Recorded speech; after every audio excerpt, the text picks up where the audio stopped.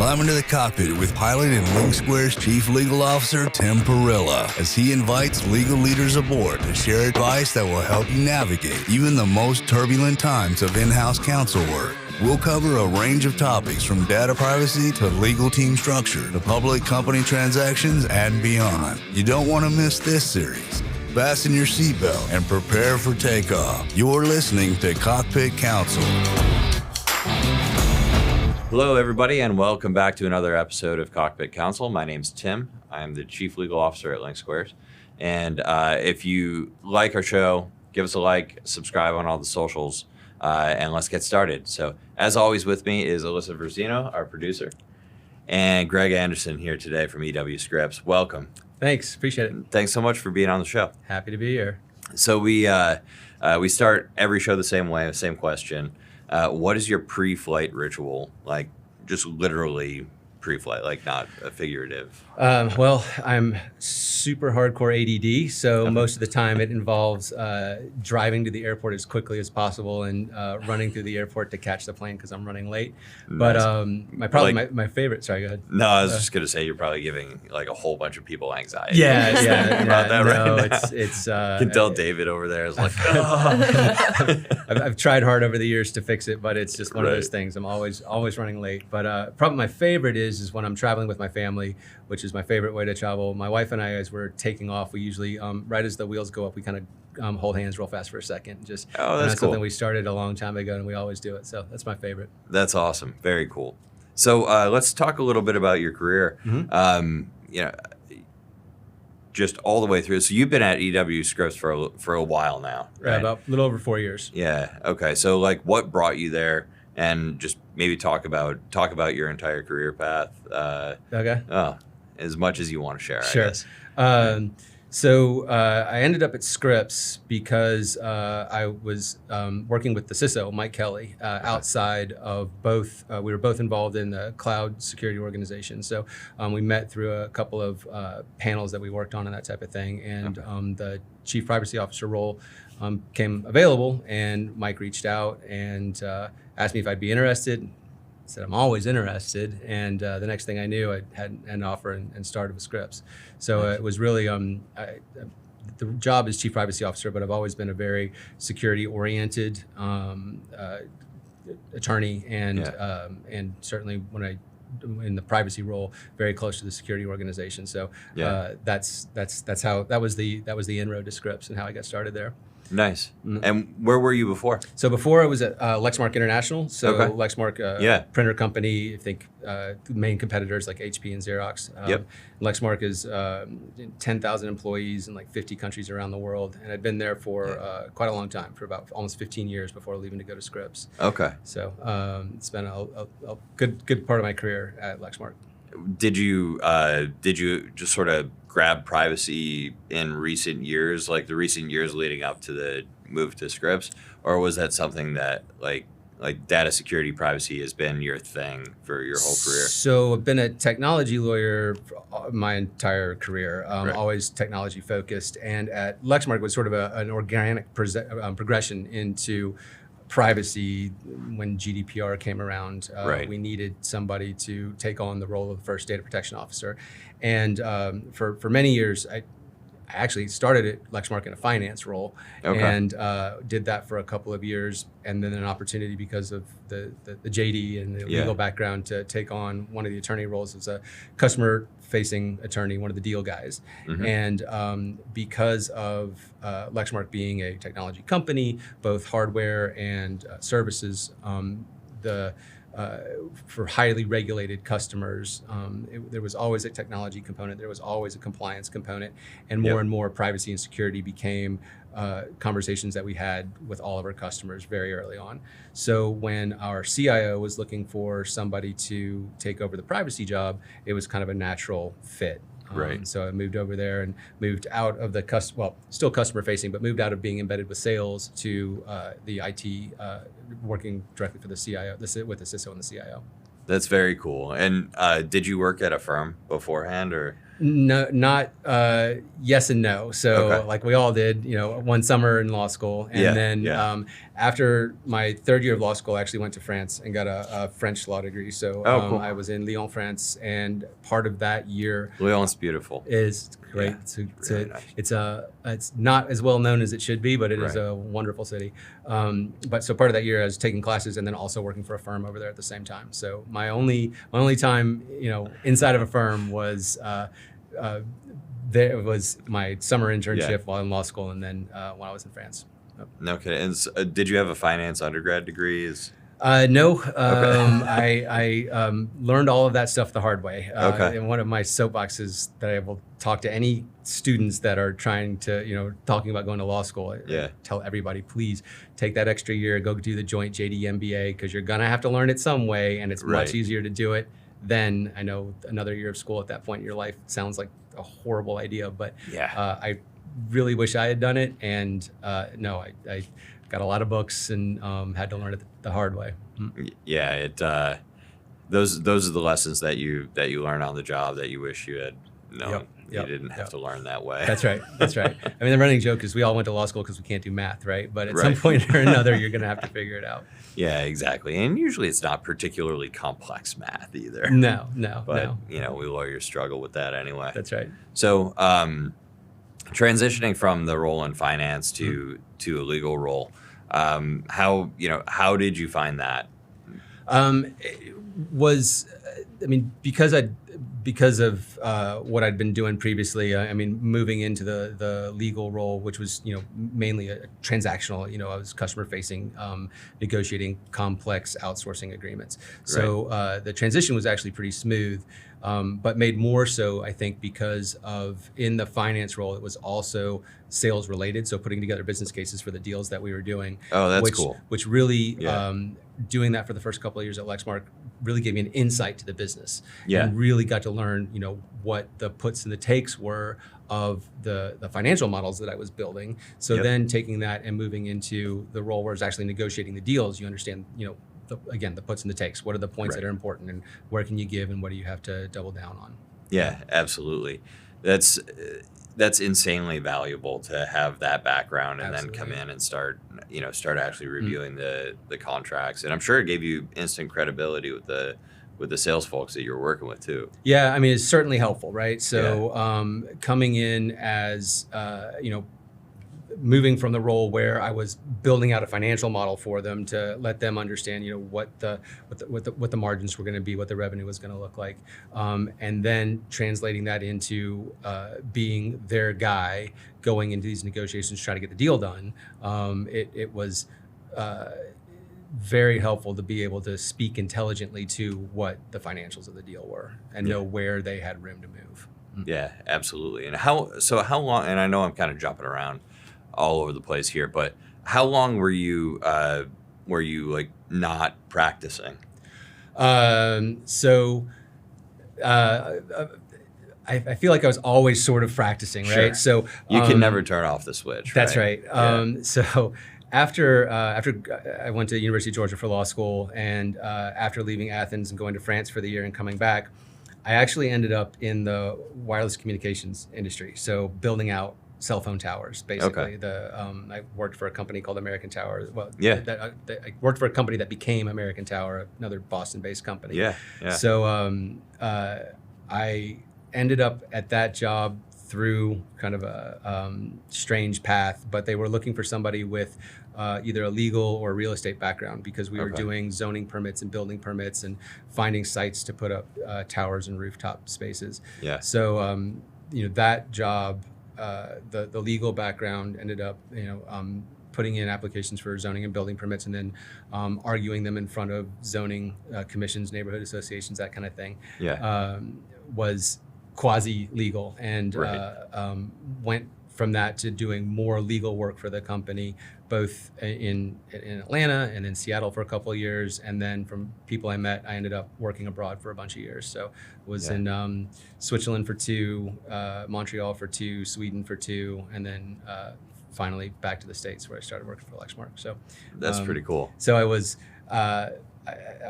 was never quote unquote the lawyer in those jobs, but was absolutely using the legal background and the degree. Yeah, you can't not. Right. Right. Yep. It's impossible to just ignore that. That's right. Right. Yeah. And I'm sure people, it gives the other business folks a certain degree of comfort, even if you're not like per se acting in the capacity as legal counsel. Yes. It's just like, all right, Greg's got a legal background. Right. We know we're gonna be within some metes and bounds here. That's right. I mean, it really, you end up multitasking, right? So doing a business role, but with the legal credibility and skills, you're able to, I think, bring more to the table than somebody that didn't have that background. And for me, negotiating leases, working through, and even really, in some cases, doing double duty, right? Yeah. We don't have to go spend money on outside counsel for that. I've got it. Like, I can handle this, right? Yeah. We don't need to spend the money. So it's really being that value add and bringing more to the table that makes you, I think, a valuable asset. Yeah, absolutely. And just side note, what part of Switzerland were you in? So all over the country, but I was living first outside of Zurich and then in Zurich. So I was in the German part. Yeah. So a French speaker, ended up in the German part of Switzerland. Like, why can't this be Geneva? Yeah, but it worked. Yeah, I mean, it worked out because I got to learn some German that way. But so we had offices in both Zurich and Geneva, and then ironically, but Lexmark's European headquarters ended up being in Geneva as well. So got to go back over for Lexmark as well. Geneva's a very cool town. Zurich's a cool town too. I've spent a little bit of time in. So I've got a group of friends. We go to Oktoberfest every year. No, nice. And we do a side trip. Okay. And we've done like, all right, let's go to Austria for a couple of days, and then kind of we all hop in a van and hopefully travel together. Hopefully before Oktoberfest. Yeah, exactly. And then we end in Munich, spend 2-3 days at the fest, and then we all fly back. There's direct flights. A van after Oktoberfest sounds like a really bad idea. So you're doing that in the right order. Yeah. I mean, listen, it's always a little bit of a bad idea, but it's fun, right? You still have the energy at the beginning of the trip. But one year we did Switzerland, which was great, and we really wanted to. So we started in Geneva, but we really wanted to see Montreux, so we ended up doing the drive to Montreux, and taking the selfies in front of the Freddie Mercury statue and all that stuff. That's awesome. So very cool, playing Smoke on the Water the whole time. There we go. Fantastic. Anyway, okay, I completely forget what we were talking about. Oh, we were talking about lawyers. That's right. Right. So now you're the chief privacy officer. Are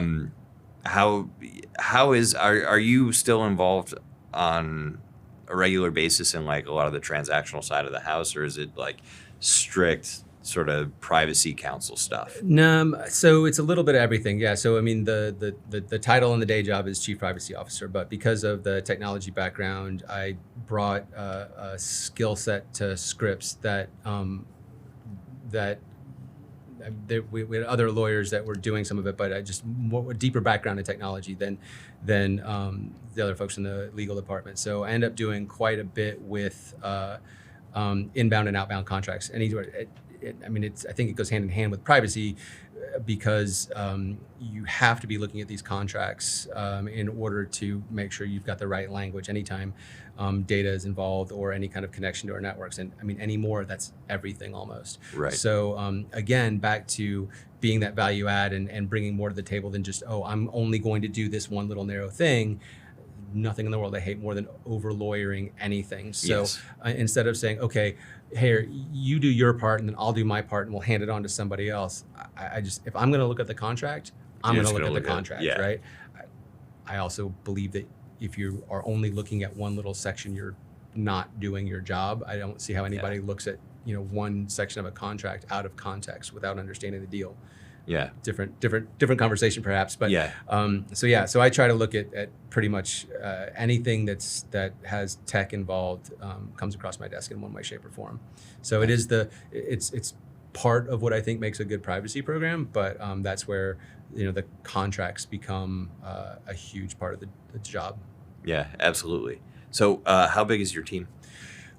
So the legal department is, I think it's 12 lawyers now. Okay. It's been expanding. So Sure. Scripps is 100. I'm going to get in trouble. It's a 140-year-old company. Okay. Started off by a guy named E.W. Scripps selling newspapers on the side of the road for 10 cents a pop. That's awesome. And the company has, expanded and contracted over the years, going from newspapers to radio to TV, slight detour into podcasting for a while.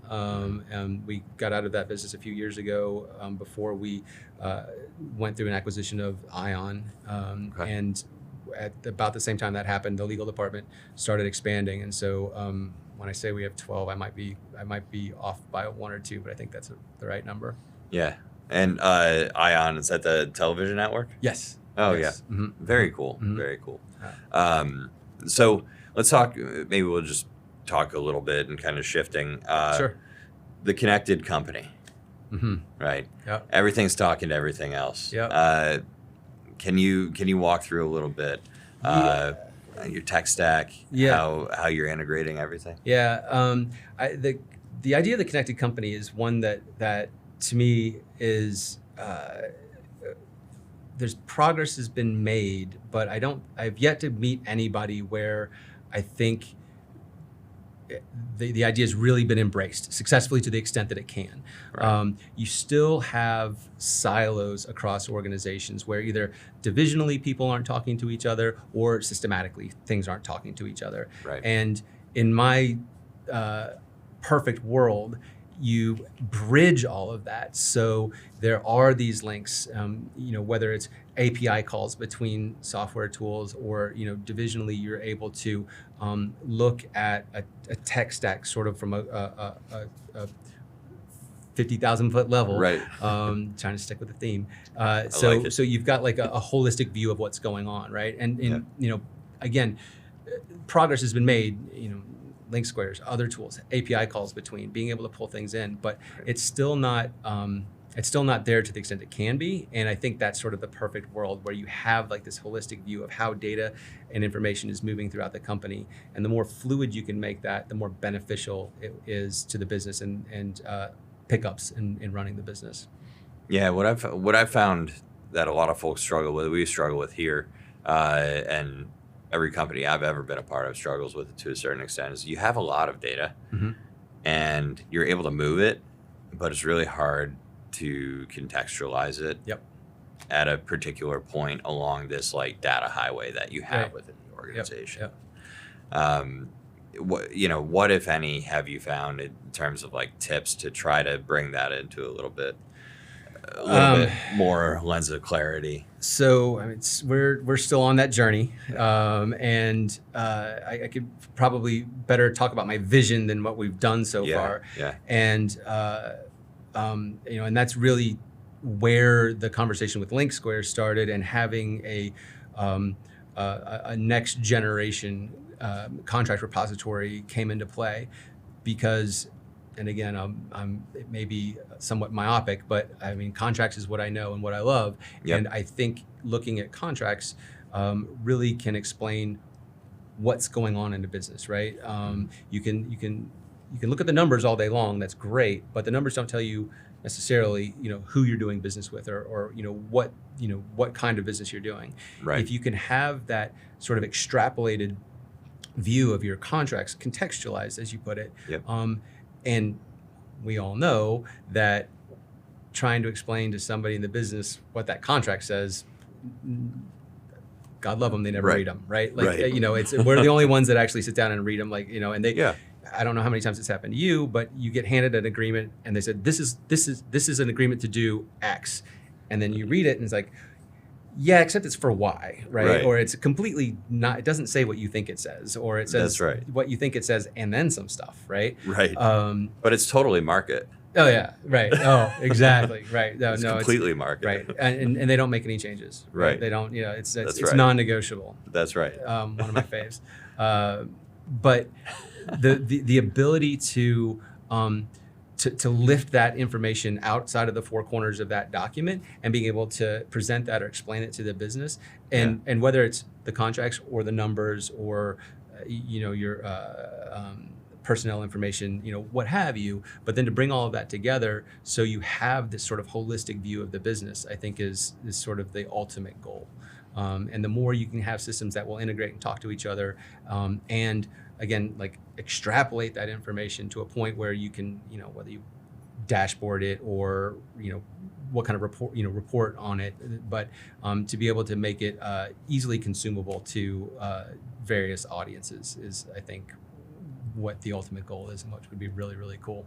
Yeah, absolutely. And I think it's really important to identify the right audience too. Like I think about it in a handful of different ways, but the best example that I've found as far as like the legal team is concerned and being able to put that data into context is your CEO says he wants to sell a product abroad, right?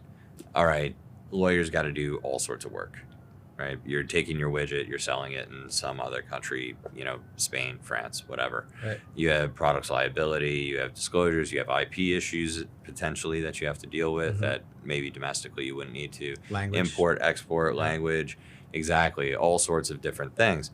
And maybe it takes the legal team 90 hours to get all of that stuff in order. Maybe it's 200 hours. Who cares? What the CEO cares about is that from the time that he walks out of the meeting where he said, I want this product on the shelves, that it's 3 months before it's actually on the shelves, or 6 months or 12 months or whatever it is. And that's all about context. Yep. It's like, okay, well, what can I actually bring and measure? And when you think about it with your contracts alone, think about your sales cycle, right? And what can the data tell you about your sales cycle? Yep. Just based on what lawyers are doing. Yeah. I know with our team internally here, like obviously the contracts that we see are a good leading indicator for what the week, month, quarter end is going to look like. Sure. And I regularly surface that and be like, listen, we're seeing X% delta over last quarter, and so what's going on? What are we expecting? Is this an anomaly? Is there something that happened in the business? Like, is this a result of a massively well executed marketing campaign, and we now have to like staff for this volume going forward, right? Like all of that sort of stuff. But bringing that context is just so critical.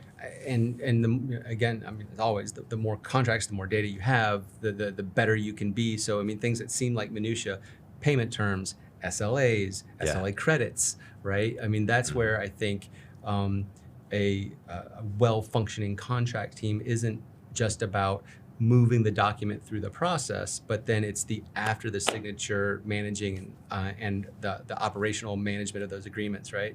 Where you can really bring value. So it starts being another barometer for the business that outside of having a tool that allows you to do that, you're blind to. And so I get jazzed thinking about that kind of thing, and I think it's possible, but I've yet to see anybody that's doing it super well. Right. It's that's going to lead into what I was going to ask you about next. Is legal is often viewed as a cost center because a lot of times it is.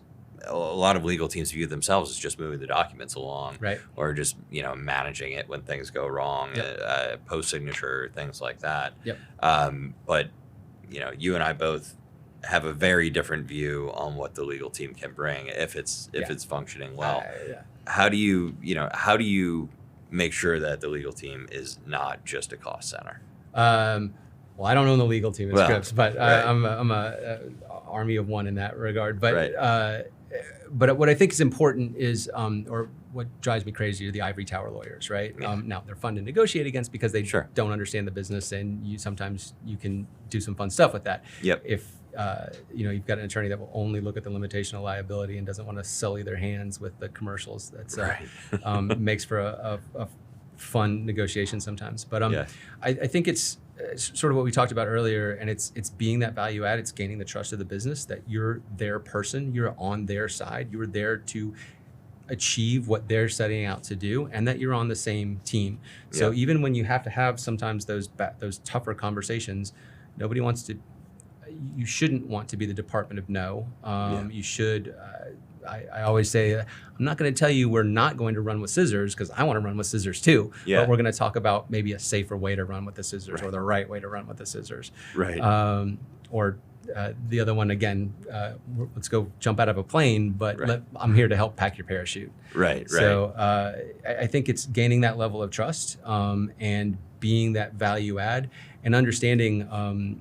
I learned early on in my career that it's important to have your line of sight to the customer, right? So it's, what am I doing today? What am I doing every time I open up the laptop to benefit the customer? So it's even in the legal department, it's that line of sight to the customer, be it your internal customer or your external customer. Absolutely. Makes a lot of sense. And so to be a connected company, you also have to be connected to other teams through relationships. Would love to hear how you approach breaking down silos through different relationships that you build across the organization. It takes time. Yeah. I guess, to continue the analogy, it's coming down out of that ivory tower, right? And so go to all the meetings. I think you see too many people in the legal department that don't feel a part of the business, and then don't make an effort to become a part of the business. And very rarely are you people going to reach out and invite you, right? So you have to find a way to get yourself invited, or invite yourself, or say, hey, can I come, right? I'm really interested in what the goals are. I'm really interested in what the business is trying to do. So can I come to that stand-up meeting? Can I come to your Monday mornings? Can I come to whatever it is? So whether it's you're supporting the business or you're in privacy, I go to all of the IT all hands meetings every month. I go to every team's stand-up meetings that I can, understand what the product roadmap is, because that way you understand what people are tasked with, what their goals are, what they're out to achieve. And the more you can align yourself with that, then you become part of the team and somebody that they can rely on. Yeah. Do you have any tips for somebody that might be earlier in their career and they're looking cross-functionally, trying to identify, like, where can I add value? Yeah, I ask a lot of questions. Be curious. Don't, your job may be being the lawyer, but that, one of the fun things about being in-house is that you get to go deeper, right? So I didn't spend a lot of time working for a firm, but I've spent a lot of time managing outside counsel. Yep. And I'm not sure I would have been able to do that job full time, right? Because you don't get to go deep. You're doing a task for that person and you're moving on to the next client. The fun thing about being in-house is you really get to go and understand what the business is doing. And so I think my tip to somebody that's starting out is just be curious. Know everything about the business that you can, and maybe even better than the people that you're helping. That's great advice. And you also spoke about building trust. So do you have any advice on building trust with other teams, or building a team where there's trust as a foundation? With other functions, I think what's served me well is being reliable, right? So show up when you say you're going to show up, do what you say you're going to do, and don't let them down. So just making sure that they know that if they hand something off to you, that you're going to come through for them. I mean, it might not be the answer that they wanted, but you are going to come back around. So just try to keep all the balls in the air. And I think the same thing with building a team, which is be transparent, be truthful, be able to have the difficult conversations if you need to, but also that you will have your team's back and be on their side. I think that's the sort of the fundamentals of any relationship, but that's the way I've built teams in the past is answer any question, and if I don't know the answer, I'll go find it out, whether it's a good answer or a bad answer. That's great. Awesome. Well, we end every episode with some rapid fire questions. Okay. So if you're ready, what is your hot take on working in-house? At the right time in the right place, it's the best job there is. Nice. What's your number one tip for building cross-functional relationships? Yeah, be curious, ask a lot of questions. Yeah, awesome. What is the best leadership advice that you have ever given or received? Two things really. One is lift your people up, put your people ahead of yourself always, and always be willing to do every job. There's no job that's too beneath you at any point. You should always be ready to be shoulder to shoulder with people and do whatever you might ask them to do. Awesome. And what's a charity or a cause that's close to your heart that our listeners should check out? So I'd say the National Volunteer Fire Council. Okay. So there's a large, really large portion of firefighters, EMTs out there that are volunteer. So Yeah. 65 to 70%, I think, of all firefighters in the U.S. are volunteer. Yep. And so some of them may be working at paid stations as well, but there's a lot of people out there putting their lives on the line to help the community. And so the NVFC supports those folks. So either NVFC or just your local fire department. Awesome. Well, thank you so much for joining us today. Sure. This was a great conversation, and we're going to have to do this again. Absolutely. Cool. Appreciate it. A lot of fun. Sure. All right. Thanks. Thanks, everyone. We'll see you next time.